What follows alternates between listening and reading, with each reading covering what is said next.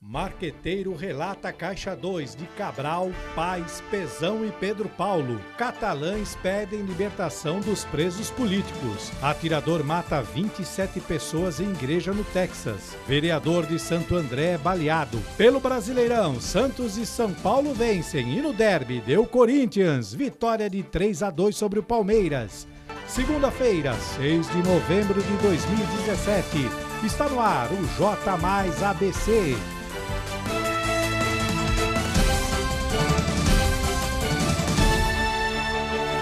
Olá, amigos, boa noite. Marqueteiro relata Caixa 2 de Sérgio Cabral, Eduardo Paes, Luiz Fernando Pezão e Pedro Paulo.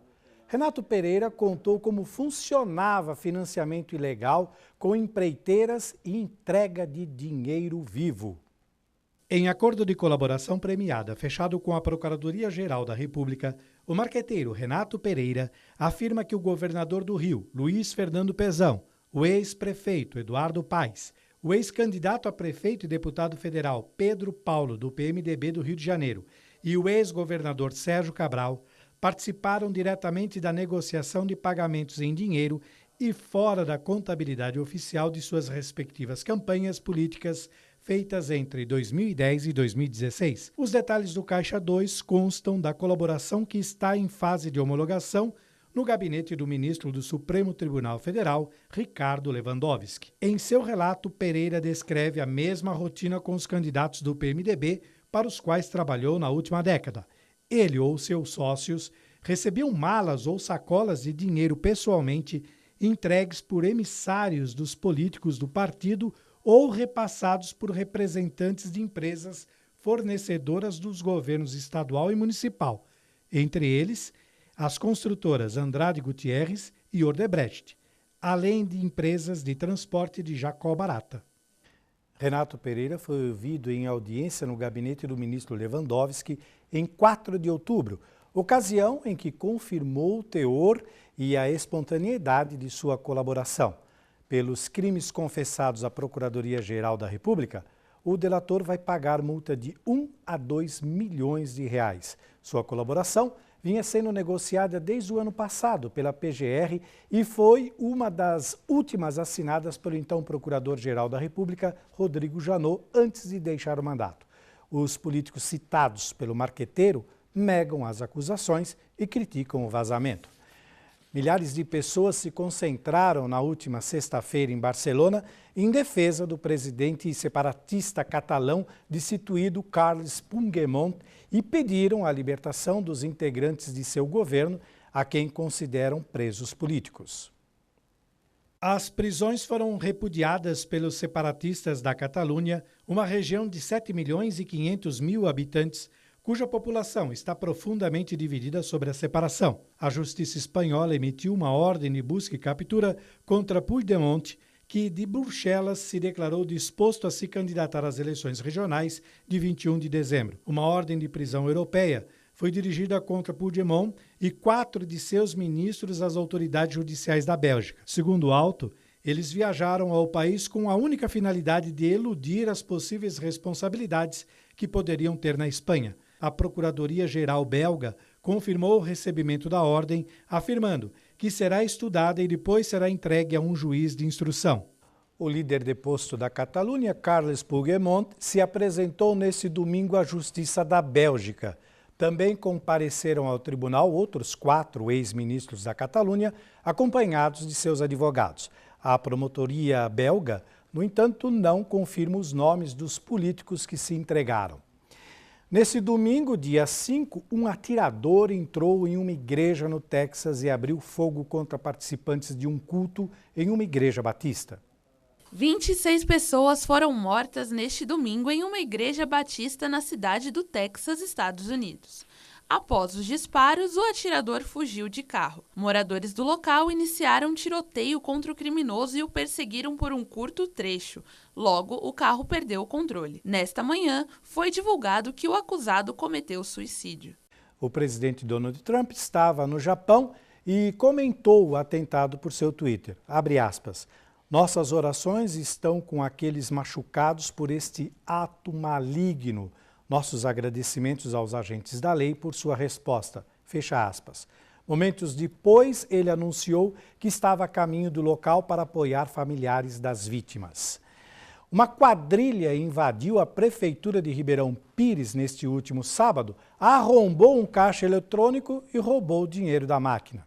Os suspeitos chegaram na prefeitura de Ribeirão Pires, localizada no centro da cidade, por volta da meia-noite. A quadrilha estava em 2 carros. Parte dos suspeitos viu o guarda que vigiava o prédio trancando o portão. Enquanto isso, outro grupo da quadrilha já estava nos fundos. Eles estouraram o cadeado do portão, entraram por uma janela e renderam o guarda. Durante 2h30, a quadrilha abriu buracos nos caixas eletrônicos que ficam na recepção do prédio público e roubaram todo o dinheiro. Os suspeitos estavam prontos para arrombar outro equipamento quando foram descobertos. Às 2h30 da madrugada, uma equipe da Guarda Municipal, quando passava na frente da prefeitura, notou que o cadeado do portão principal do prédio estava arrombado. Após tentar contato com o guarda que fazia a vigilância e não obter resposta, a equipe chamou reforços e cercou o local. Os assaltantes saíram pelos fundos e fugiram em 2 carros que ficaram estacionados próximos à prefeitura, deixando no local os materiais usados no roubo. O guarda municipal que foi rendido passou mal e foi atendido no hospital de Ribeirão Pires. Além do dinheiro, os assaltantes levaram a arma e 100 munições. Ninguém foi preso até agora.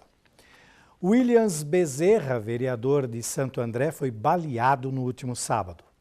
O vereador de Santo André, Williams Bezerra, foi baleado próximo a um bar no Jardim Santa Cristina. Williams passou por cirurgia para a retirada da bala e recebeu alta da UTI do Centro Hospitalar Municipal na manhã desta segunda-feira. O vereador foi transferido para a ala da enfermaria e encontra-se consciente e respirando sem auxílio de aparelhos. O projétil removido foi encaminhado para as autoridades policiais que investigam o caso. E também em Santo André, no Parque João Ramalho, um jovem de 14 anos foi atingido por uma bala perdida durante uma perseguição policial a 2 indivíduos que haviam roubado 2 motos do pátio de veículos. Luan Gabriel Nogueira de Souza foi atingido na cabeça quando se dirigia a uma mercearia por volta das 14 horas. Em nota, a Secretaria de Segurança Pública disse que instaurou o inquérito para apurar as circunstâncias do caso. O menino morreu. Milhões de estudantes realizaram a primeira etapa do Exame Nacional de Ensino Médio no último domingo. O índice de abstenções neste ano foi maior que nas últimas edições. Dos 6,73 milhões de inscritos no Exame Nacional do Ensino Médio deste ano, 30,2% não compareceram ao primeiro dia de provas. Este foi o maior número de abstenções desde 2009, quando as ausências registraram um índice de 37,7%. 273 pessoas foram eliminadas no primeiro dia, sendo que 264 foram por descumprimento das regras gerais do edital e 9 por terem algum equipamento identificado pelos detectores de metal. O segundo dia de provas será em 12 de novembro, com questões de matemática e ciências da natureza. Esse é o primeiro ano que o Enem é realizado em 2 domingos consecutivos. E agora chegou a vez da participação dos nossos amigos telespectadores aqui no J Mais ABC.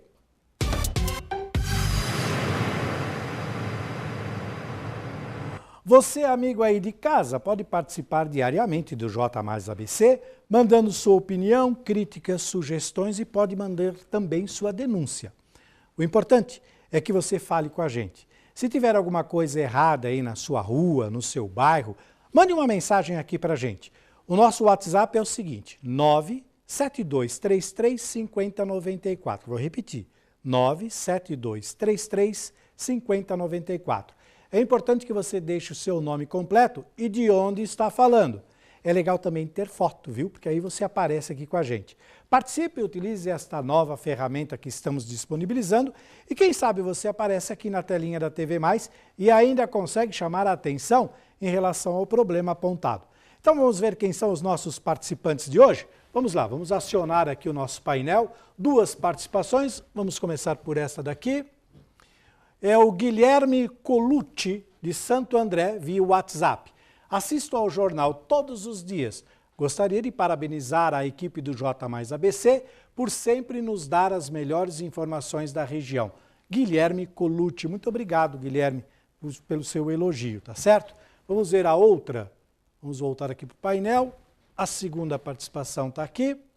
Quem manda é o Nelson Rufino, também de Santo André, também via WhatsApp. Boa tarde.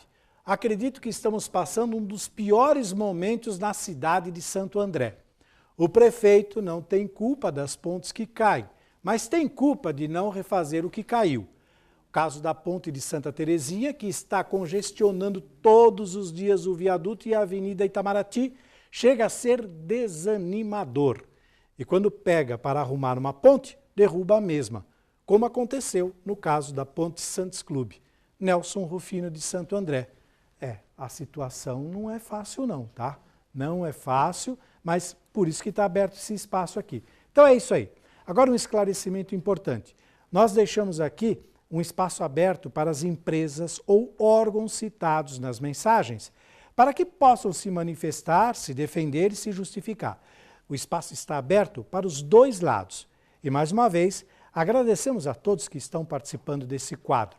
O nosso WhatsApp é 972335094 e o nosso Face é TV Mais ABC. Nós vamos para um rápido intervalo e no próximo bloco você confere uma entrevista com o Dr. Antônio Carlos Gogoni, nosso amigo, parceiro e nobre advogado, que vai falar sobre legislação trabalhista, como faz toda segunda-feira. Você tem alguma dúvida sobre as novas regras e também sobre as mudanças na lei trabalhista? Fique com a gente, pois o assunto, além de importante, é de interesse geral. Então não saia daí, o J mais ABC volta em instantes.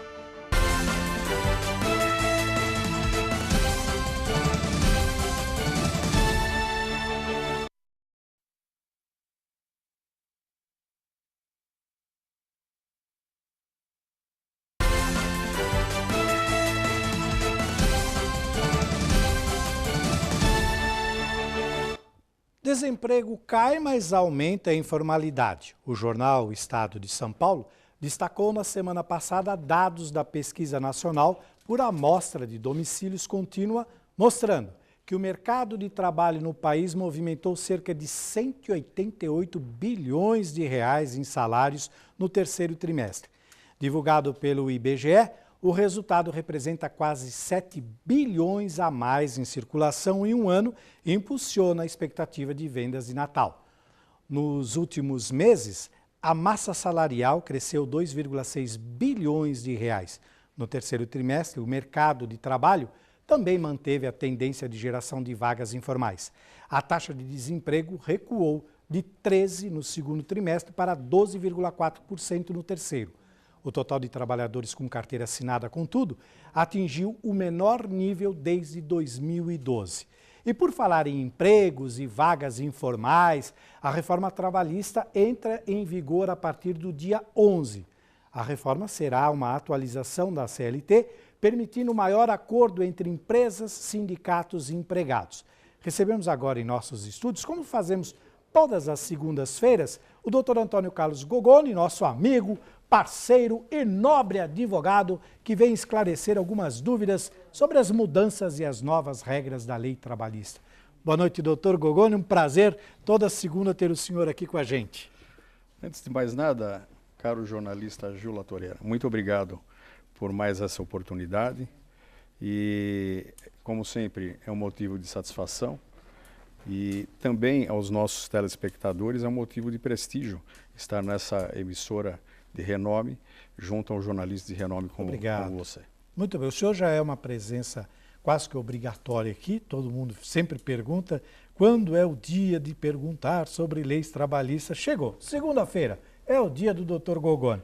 Vamos lá, avanços que a reforma trará. Já entra em vigor agora, hein? Dia 11, e acabamos de ver a sua matéria, onde diz que o desemprego está permeando aí de uma forma muito dura. A tendência é diminuir. Porque o que acontece? O investidor, quer nacional, quer estrangeiro, ele fica mais seguro com uma legislação trabalhista mais bem sedimentada. mas bem calcada.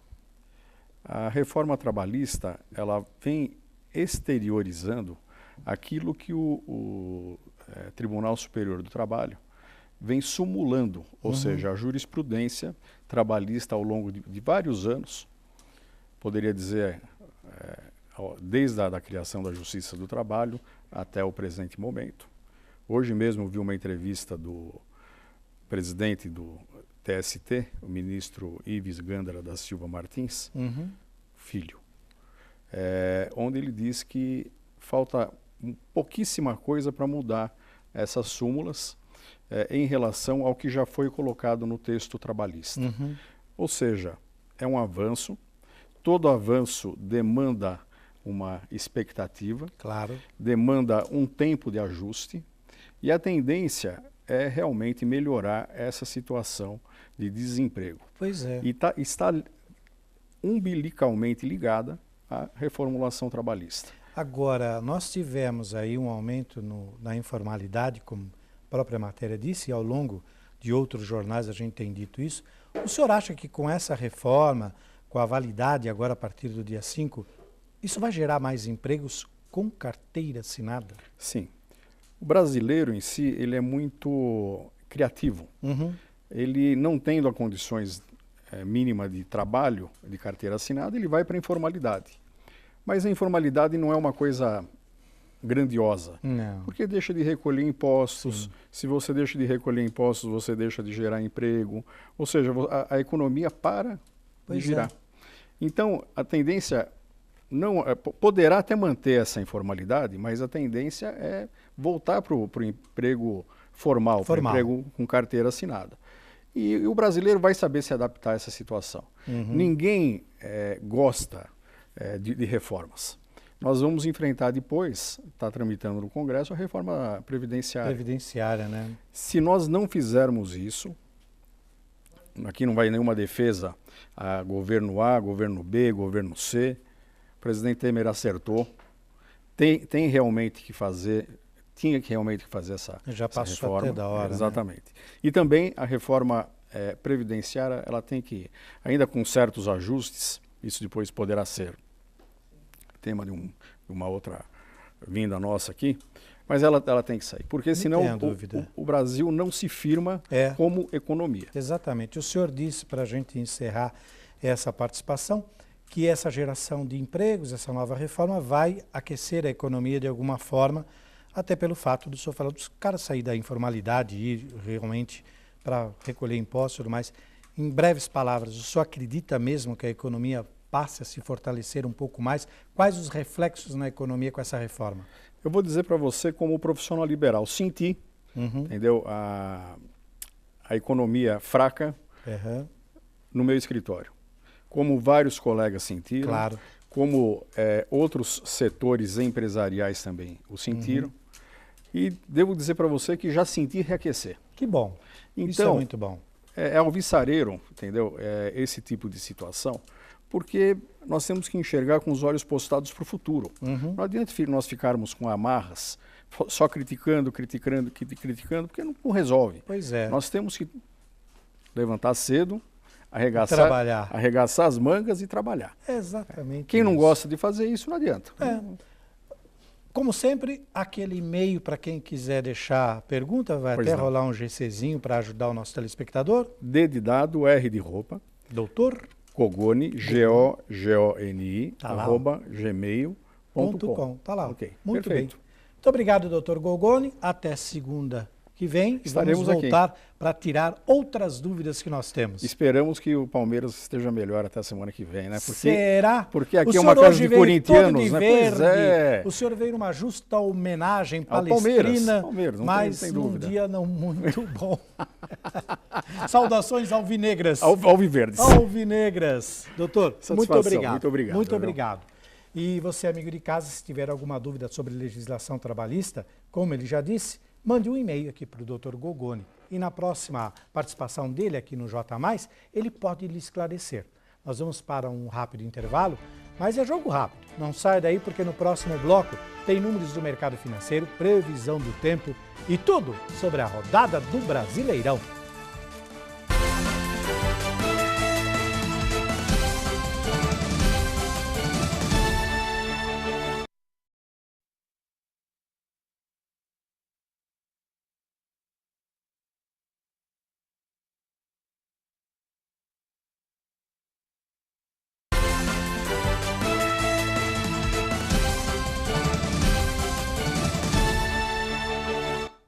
Começou a valer no último domingo o aumento de 4,5% no gás de cozinha.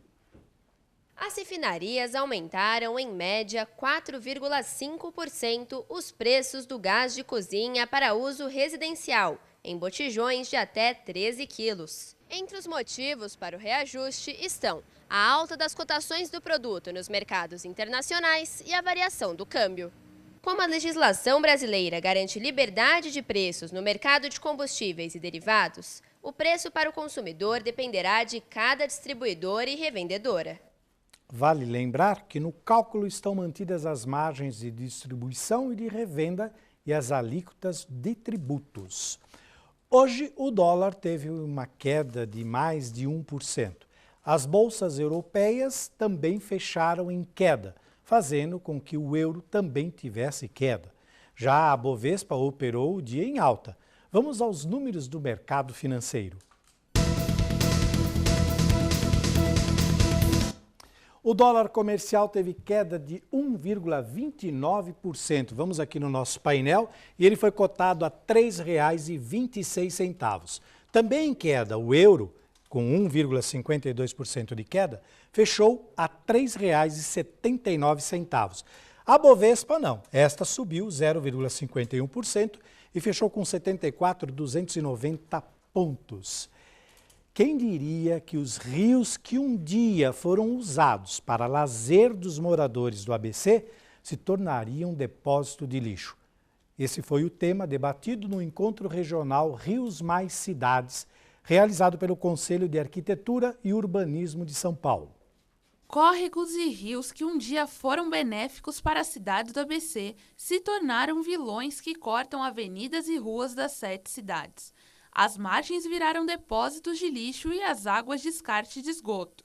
O rio Tamanduateí é a maior prova de descaso com os rios da região. A água turva e as margens que mais parecem lixões mudaram o cenário de avenidas que antes eram tidas como lugares de lazer. Além de problemas à saúde, a contaminação dessas áreas são prejudiciais à economia, pois obrigam as cidades a desembolsarem anualmente um alto valor para manutenção e obras emergenciais. Desde o ano passado, foram necessárias 2 intervenções das margens do rio Tamanduateí, nos trechos de Santo André e outras 3 em São Caetano. A semana começou com temperaturas baixas que continuarão caindo. Os dias serão mais nublados, com previsão de sol somente para esta quarta-feira, mas não se anime muito não, pois a previsão é de chuva forte a partir de sexta-feira que vem. Essa temperatura anema é devido ao excesso de nebulosidade e presença de ar polar deixado por toda a região causada por uma frente fria. Então, vamos ver como ficará o tempo desta terça-feira. Vamos lá ver como ficou a previsão para amanhã? No ABC nós temos aqui, olha, mínima de 14, máxima de 21. Eu falo de São Caetano, tá? Em São Paulo, capital, mínima de 14, máxima de 22. No litoral, em Santos, mínima de 14, máxima de 21. E no interior de São Paulo, ali na região de Bauru, nós vamos ter uma mínima de 15 e máxima de 25 graus. E por falar em variação de temperatura, nesse final de semana tivemos clima quente em mais uma rodada decisiva do Brasileirão. Hora de falar de esportes aqui no J Mais ABC.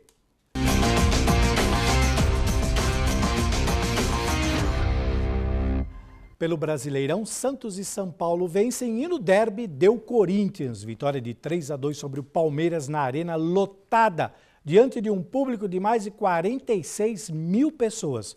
O maior público registrado até agora na Arena Corinthians. Vamos ver como foi a participação dos paulistas na 32ª rodada do Brasileirão.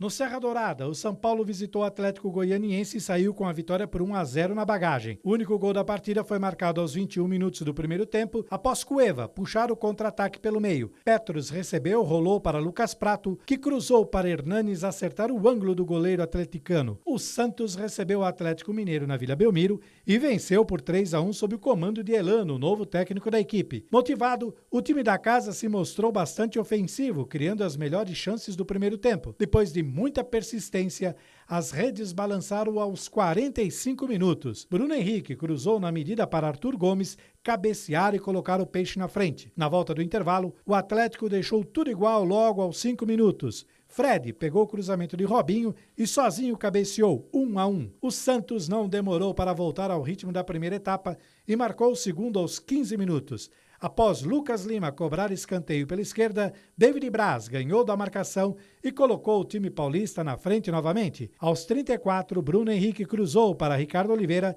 e fechou a vitória santista por 3-1. E no derby, o Corinthians recupera o bom futebol e se alguém ainda tinha dúvida do que é um Corinthians e Palmeiras, teve nesse domingo a certeza do que o clássico representa.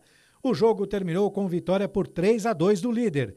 E todos os ingredientes que constituíram esse placar foram dignos da rivalidade centenária entre os times. Teve gol polêmico, reação, expulsão e até selfie em comemoração do gol.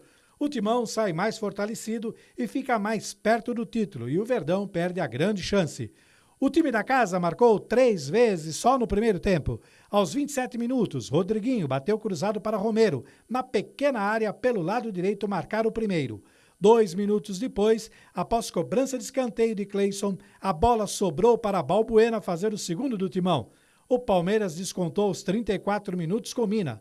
Depois, aos 37, Jô fez o terceiro do Corinthians de pênalti. No segundo tempo, o Verdão ainda descontou com Moisés aos 22 minutos, mas não conseguiu reverter o placar. É isso aí, depois da 32ª rodada, o Corinthians continua líder, agora com 62 pontos. Em segundo vem o Santos com 56, o Grêmio ocupa a terceira colocação com 54 pontos, os mesmos pontos do Palmeiras, que caiu para a quarta colocação. E o São Paulo, com 43 pontos, está na 9ª colocação. A próxima rodada do Campeonato Brasileiro começa já agora, na quarta-feira, com 7 jogos. Outros 3 fecham a rodada na quinta-feira. E pela Copa Libertadores da América, o Grêmio joga a primeira partida da final no dia 22. O Grêmio recebe o Lanús da Argentina no próximo dia 22 na Arena às 21h45. O jogo da decisão acontece na Argentina no dia 29 no estádio La Fortaleza, também às 21h45. Parada duríssima para os comandados do técnico Renato Gaúcho e o Brasil inteiro será Grêmio na busca de mais um título da Libertadores, menos o pessoal do Inter, é claro, né? O J mais ABC de hoje termina aqui. Outra exibição do nosso telejornal você confere à 00:30. Veja essas e outras notícias em nosso portal tvmaisabc.com.br. Daqui a pouco, às 8h da noite, começa o Esporte Mais e você confere. Água Santa e Palmeiras se enfrentam na semifinal do Paulistão Sub-20. E às 8h40 tem o Futebol Mais Debate. Você não pode perder. Uma ótima noite, pessoal, e até amanhã.